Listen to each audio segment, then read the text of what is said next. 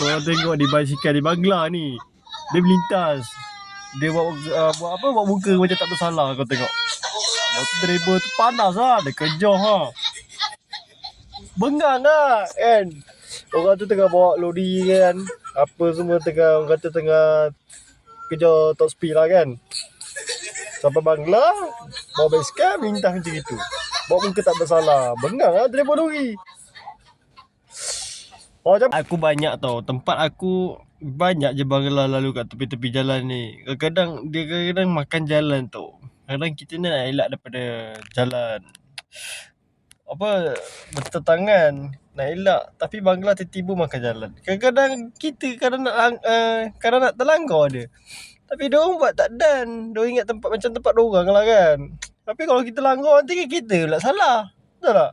Baik nak macam mana? Nak macam mana? Layan je lah. Kalau boleh pun buka tingkap. Woi! Macam itu. Marah. Itu sajalah. Raya esok raya. Hati-hati di jalan raya. Selamat raya.